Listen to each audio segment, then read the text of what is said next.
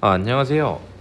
이번에는 연기 농도에 대해서 공부를 해볼 건데, 실질적으로 왜 농도가 중요하냐면, 우리가 연소로 인해 발생하는 연소 생성물인 연기라는 게 있어요. 이 연기가 우리한테 주는 수많은 영양 요소가 있습니다. 여기서 주는 영양 요소라고 했을 땐 당연히 우리가 피난할 때 또는 생존에 방해를 하는 요소를 말하는 거죠. 뭐 우리가 이게 이제 열이 나서 우리가 연기가 고온이다 보니까 뜨거운 것도 있을 거고요. 우리가 뭐 마취성이라던가 뭐 우리한테 이제 유해를 주는 가스들이 있을 텐데, 실질적으로 이런 거보다 가장 큰 문제가 되는 건 가시도입니다. 무슨 말이냐면 우리가 연기로 인해서 앞이 안 보인다는 뜻이에요. 우리의 시야가 좁아진다는 건데, 이 가시도가 어떻게 보면 우리가 이제 가시거리라고도 하죠. 우리가 앞을 볼 수 있는 이 최대 거리가 줄어들수록 우리한테 치명적으로 다가오게 됩니다. 그래서 우리가 운전할 때 안개 많이 끼면 운전하기 어려운 거랑 똑같은 거죠. 그래서 우리는 결국 이 농도에 관련된 공부를 하게 될 건데, 우리가 연기 농도는 크게 두 가지로 나눌 수가 있어요. 첫 번째는 이제 절대 농도라고 하는 게 있고, 또 하나는 상대 농도라는 게 있죠. 이거 절대 습도, 상대 습도랑 똑같은 겁니다. 절대 농도라고 하면은 우리가 이제 두 가지로 분류를 할 수 있는데, 이제 개수 농도라는 게 있어요. 말 그대로 연기의 입자가 몇 개 있냐라는 게 개수 농도인 거죠. 그래서 우리가 어떤 특정한 공간 안에 연기가 몇 개 있나, 요게 이제 우리가 말하는 개수 농도가 되는데, 이 최적이 다 다르면 우리가 이제 비교할 수가 없으니까 보통 단위 최적당 연기의 입자가 몇 개 있냐가 우리가 이제 말하는 개수 농도가 됩니다. 물론 이 최적의 단위는 나라마다 다르겠죠. 물론 이제 국내에서도 이제 기준이 국제 기준으로 바뀌고 있지만, 얘는 실질적으로 우리가 클린룸 등급을 할 때 많이 쓰입니다. 우리 뭐 클래스 100이다 1000이다 이런 말 있죠. 실제로 뭐 우리가 말하는 클린룸 등급에서 클래스를 얘기할 때 우리가 세제곱 피트당 몇 개가 있냐를 우리가 클린룸 등급으로 봐요. 이때 몇 개라는 건 모든 입자의 개수를 측정할 수는 없는 거고, 0.5 마이크로미터 이상의 연기 입자가 몇 개 있냐가 한 피트당요. 우리가 일반적으로 부르는 클래스 100이다, 클래스 만이다, 이런 식으로 클린룸의 등급이 됩니다. 사실 소방에선 잘 안 쓰인다는 뜻이죠. 그리고 당연히 개수가 나왔으면 이제 우리 중량 농도가 나와야 돼요. 우리가 저거를 개수로 볼 수도 있겠지만 결국 이 안에 있는 이 입자들이 몇 그램이냐 나오냐는 거죠. 우리가 일반적으로 쓰이는 절대 습도가 여기에 포함이 되는 거죠. 우리가 단위 최적당 연기의 입자가 몇 그램이나 되는가, 요게 이제 절대 농도의 중량 농도가 됩니다. 이제 그 다음에 나오는 게 상대 농도인데, 실제로 우리한테 많이 쓰이는 건 상대 농도가 됩니다. 상대 농도는 우리가 이제 산란광 농도라고 말하는, 쉽게 생각하면 빛이 산란하는 거예요. 빛이, 즉 우리가 빛이 반사되고 이런 것들이 우리 기술사 영상에서 안 올렸는데 미의 분산 법칙이 있죠. 사실 이건 법칙이 좀 많습니다. 레일리 법칙도 있고 이것저것 다 있는데, 결국 빛은 우리가 흡수 또는 투과 또는 이제 반사라고 하는 것들의 합이 되기 때문에, 우리가 외부에서 이 들어온 빛이라는 건 어떤 물질을 만났을 때 일부는 흡수되고 일부는 반사되고 일부는 투과가 된다는, 결국 들어온 애는 요 세 개의 합이라는 거죠. 그래서 우리가 이때 일반적으로는 산란한다는 건 우리가 보통 반사하는 걸 의미하기 때문에 난반사죠. 막 여기저기 다 비추는데, 이런 반사되는 걸 가지고 우리가 이제 측정하게 되면 이게 산란광 농도가 됩니다. 일반적으로 이 입자 크기가 중요하게 되고, 우리가 이 반사되는 여기에 이제 포토다이오드를 달면 우리가 감지기로 쓰게 되는 거죠. 사실 이거는 딱 뭔가 정량적으로 얼마다라고 말하기에는 각각 기준이 달라지기 때문에 조금 애매한 면이 있습니다. 그 다음에 이제 나오는 게 이제 감광계수예요.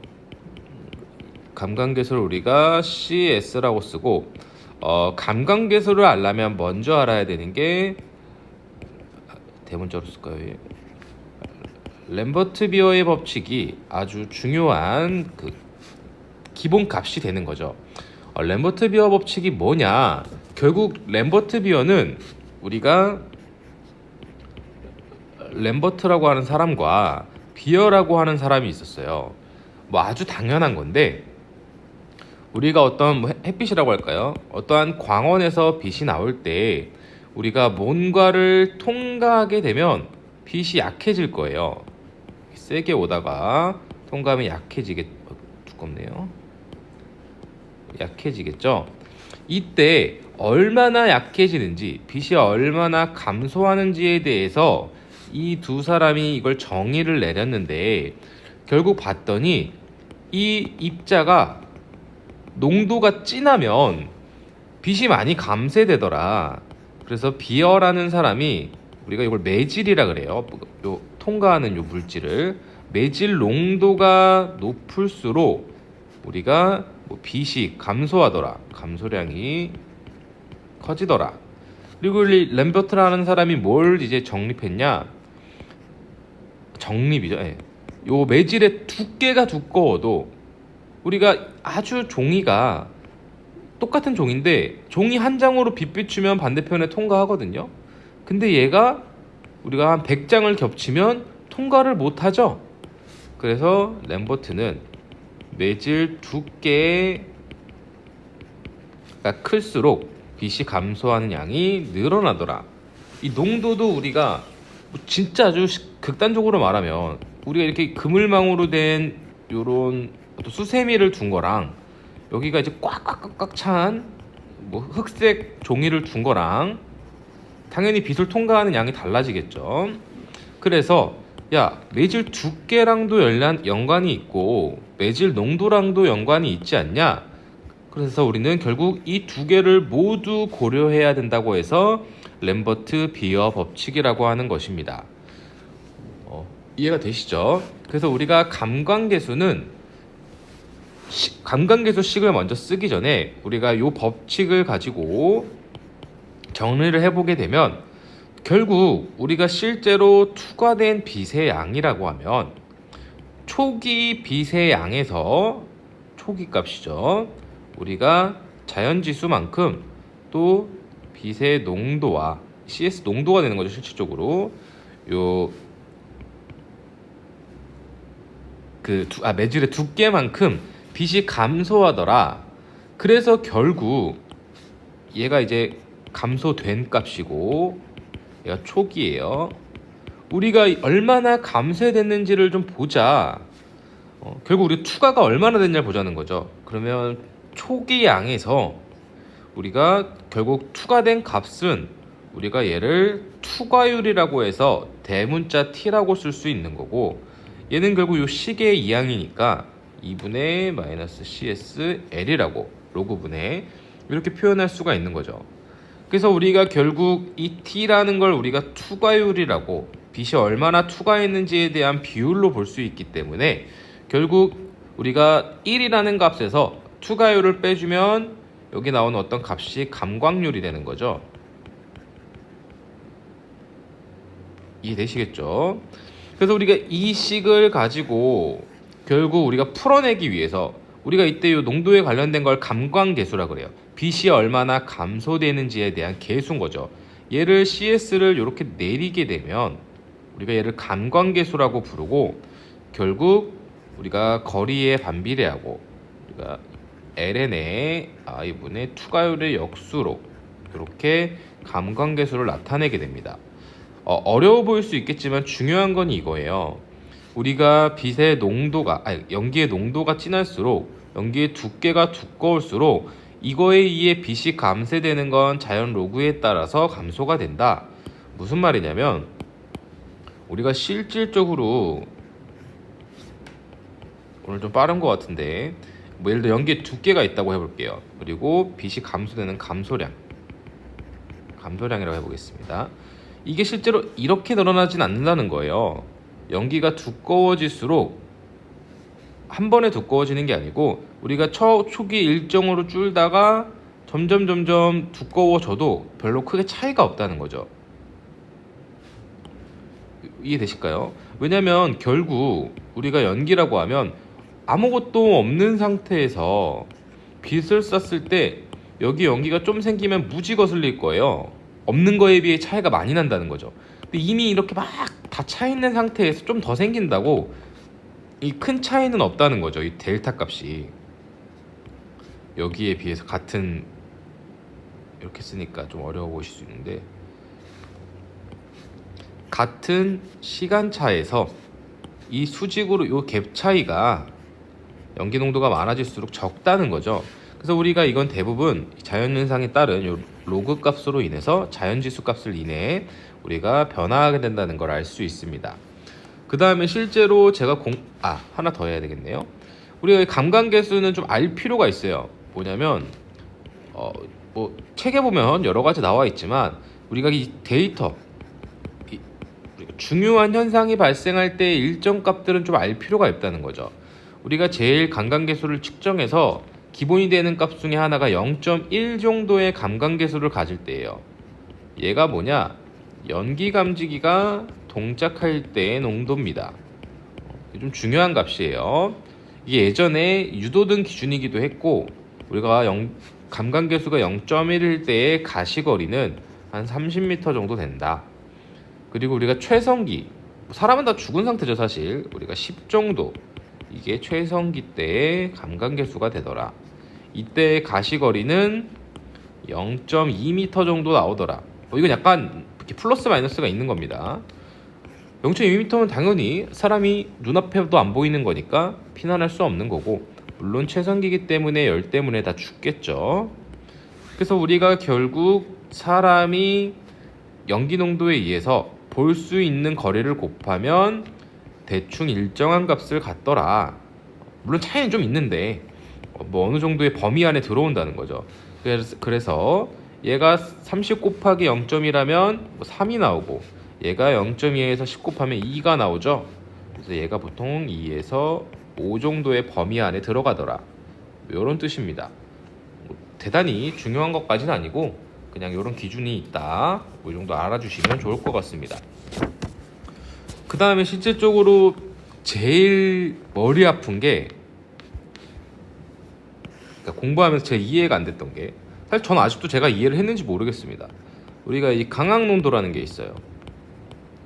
광학농도는 뭐 정의는 많아요.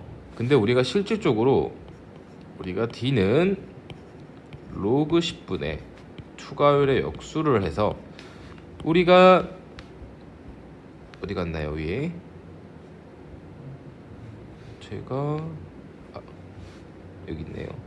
얘 길이 1로면 얘랑 자연 로그랑 지수 로그 결국 차이거든요. 상용 로그. 결국 이 차이를 뒀는데 이걸 왜 뒀는지 저도 아직 제가 솔직히 명확히 이해를 못했어요. 그냥 우리가 1을 넣고, 그래서 얘가 삭제가 된 거고, 여기에 로그만의 차이인 건데, 근데 실제로 얘를 어디다 쓰냐? 우리가 그 소방에서 우리 방염밀도 있죠. 이 방염의 연기 테스트를 할 때 우리가 이 광학 농도를 쓰고 있습니다. 얘기가 나온 김에 어떻게 쓰냐면 단면으로 그려볼까요? 우리가 저기 방염 테스트하는 그 기계를 살펴보면 실제로 요 위에 이제 발광부가 있어요. 그래서 여기 우리 발광부가 있고, 실제입니다. 이건 실제 크기. KFI 감이 있어요. 여기서 계속 빛을 쏴서 여기 우리 수광부를 넣어서 여기다가 빛을 쏘고 있습니다. 그래서 여기 빛이 얼마나 들어오는지 측정해서 우리가 요 I분의 IO, 어차피 로그는 이제 그 연산 처리 장치에 의해서 연산하면 되니까 우리가 계속 요 투과율의 역수를 측정을 하고 있습니다. 그래서 결국 요 IO가 요 발광부 값이고 I가 실제로 들어온 값이 되겠죠. 그러면 우리가 여기에, 제가 그림을 좀 못 그리는데 정확히 기억이 안 나서, 이 복사열이 나오는 히터가 있어요. 코니터 같이 이렇게 나오면 여기 시료를 이렇게 둡니다. 그래서 이 시료가 결국 탐으로 인해서 연기가 이렇게 위로 올라가요. 이 C를 채우는 거죠, 정확히 말하면. 그럼 이 연기에 의해서 우리가 이 빛이 얼마나 투과되고 감소되는지를 측정하는 거죠. 그러면 이 연산처리장치 CRT, 그러니까 모니터를 살펴보게 되면 결국 어떻게 나오냐, 이런 그래프가 형성이 됩니다. 그래서 우리가 여기 투과율이 들어가고요. 그리고 시간을 보면 실제로 처음에 연기가 별로 없을 때 투과율이 높겠죠. 그래서 그래프가 이런 식으로 형성이 됩니다. 이게 되게 급격하게 떨어져요, 이게. 그래서 우리가 사실상 얼마 안 있어서 연기 농도는 거의, 그러니까 투과율은 거의 바닥까지 내려옵니다. 죄송합니다, 제가 데이터가 기억이 잘 안 나네요. 뭐 제가 계속 일이 아니다 보니까 이게. 그래서 우리가 투과율이 쭉 감소되고, 죄송합니다. 우리가 시간에 따라서 조금씩 연기가 이제 새 나가니까 회복이 된다는 걸 알 수가 있고, 사실 이건 새 나간다기보다 이 확산으로 인해서 골고루 분포되는 것입니다. 그리고 우리가 요 D는 광학 농도는 로그 10분의 I 5분의 I라고도 쓰지만, 제가 여기서는 인문이니까 다 그 유도는 안 할게요. 우리가 이런 광학 밀도를 가지고도 표현을 하게 됩니다. 이때 이 DS 값이 또 실제로 쓰여요. 왜냐면 결국 우리가 이렇게 좀 하죠. 얘네 값들은 어차피 이 실험 조건에 의한 값이기 때문에 실제로 우리가 알 수 있는 건 이 광학 농도와 광학 밀도는 서로 이 비례관계 안에 있다는 거죠. 비광학 밀도라 그러죠. 얘가 광학 밀도라 그러고. 그러면 얘는 또 뭘 보냐? 우리가 같이 테스트를 해요. 이 방염 테스트를 할 때 이렇게 해서 좀 더 쉽게 설명해 드리고 싶은데 저도 좀 어렵습니다, 사실. 그래서 이렇게 우리가 이 농도를 측정을 해서 얘는 어떻게 측정이 되냐면, 얘는 이 비례 관계고 이 투과율은 역수의 관계니까 이렇게 됐는데, 얘는 실제로 쭉 올라갑니다. 쭉 올라가서 얘가 이렇게 꾸물꾸물 내려와요. 물론 얘도 원래 꾸물꾸물 올라가죠. 그래서 실제로 우리가 요 위에 요 맥스 피크 값만 우리가 측정을 합니다. 피크 값만 측정을 해서 우리가 나중에 방염 밀도에 연기의 최대 밀도가 400 이하가 되도록 측정을 하게 돼 있어요. 공부를 좀 하신 분들은 아실 거고, 아직 우리가 방염을 안 나갔기 때문에 모르실 수도 있는데, 우리가 어떤 물질을, 얘가 결국 불이 붙지 말라고 여기를 방염 처리를 이렇게 하는데, 이 방염제에 얘를 불로 지졌을 때 우리가 발생하는 연기의 밀도가 400 이하가 되게 돼 있어요. 400이라는 건 무차원수고, 나중에 이제 좀 그 내용에 대해서 배울 건데, 이때 400이 넘는지 안 넘는지 이렇게 우리가 방염 연기 측정기 가지고 실제 이 값이 400보다 작은지 이렇게 보고 있습니다. 학원 강의 들으시거나 본인이 공부 좀 하신 분들은 이거 무슨 말인지 아실 거예요. 이 조금 어려우실 수 있는데, 중요한 건 뭐냐면 우리가 결국 빛이 투과하는 감소되는 이라고 할까요? 감소를 우리가 5라고 썼던 것 같은데, 감광률은 연기의 농도와 비례를 하고 또 연기 매질의 두께와 비례를 한다. 즉 이 농도가 심한 애가 누굴까요? 우리가 연기 간단하게 배웠던 슈트죠. 이 슈트가 우리가 검댕이라고 하는 검은 놈인데, 당연히 검으니까 빛을 많이 흡수할 거고 감광계수가 큰 값이 될 것입니다. 그리고 연기의 두께는 이건 물리적인 거니까 연기가 많이 날수록 빛이 많이 감소되는 건 당연한 거겠죠. 그래서 우리가 이걸 알아야 되는 이유는, 나중에 답을 작성할 때 얘를 좀 유도리 있게 쓰면 우리가 좀 뭐랄까요, 좀 논리적으로 보이는 구라가 아니죠, 답의 구성을 할 수 있기 때문에 이걸 좀 정확히 알아두시면 좋을 것 같습니다. 오늘도 감사합니다.